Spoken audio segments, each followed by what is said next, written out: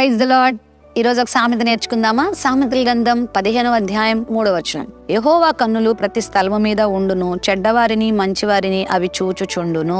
మనుషుల కనుదృష్టికి కొన్ని పరిధులుంటాయి, అవధులుంటాయి. కానీ దేవుని కనుదృష్టికి అవధులు లేవు. ఆయన ఎక్కడైనా ఎప్పుడైనా ఎందరినైనా ఒకేసారి చూడగలిగినటువంటి దేవుడు. ప్రతి స్థలము మీద యెహోవా కన్నులున్నాయి అంటే అర్థం ఏంటో తెలుసా? ప్రతి ఒక్కరిని ఆయన చూస్తున్నాడు.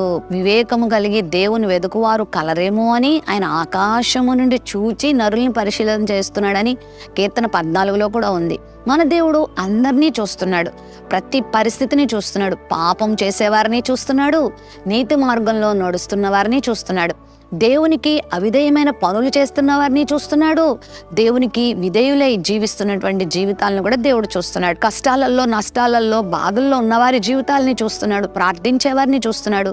ఇదిగో దేవునికి వ్యతిరేకమైన దిశలో వెళ్ళే వాళ్ళని కూడా చూస్తున్నాడు. కనుక ఆయన కన్నులు ప్రతి స్థలము మీద ఉన్నాయి. మంచి వాళ్ళని చెడ్డవారిని చూస్తున్నట్లుగా నిన్ను కూడా ఆయన చూస్తున్నాడు. మరి నువ్వేం చేస్తున్నావు? నువ్వు ఎక్కడున్నావు? నువ్వు ఎలా జీవిస్తున్నావో నువ్వు పరీక్ష చేసుకో. ఎందుకంటే చూచుచున్న దేవుడు మనకున్నాడు. మంచి వారికి తగిన మరి ఫలితాన్ని ఆయన ఇస్తాడు, చెడ్డవారి వారి క్రియలకు ఫలితాన్ని ఆయన ఇస్తాడు.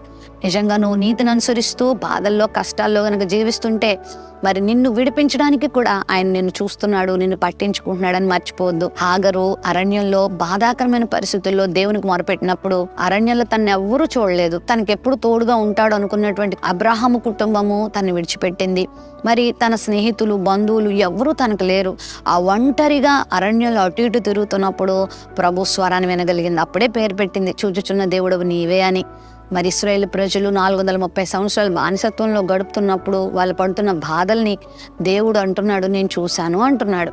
మరి వారి కన్నీటిని చూశాడు, వారి శ్రమలను చూశాడు, వాళ్ళ మూలుగును విన్నాడు, వారి ప్రార్థనను లక్ష్య పెట్టాడు. మరి అందరినీ చూస్తున్న దేవుడు ఈరోజు నిన్ను కూడా చూస్తున్నాడు. మరి నీతిగా యథార్థంగా నువ్వు జీవించు, నీ జీవితంలో గొప్ప ప్రతిఫలాన్ని ఆయన కలుగజేస్తాడు.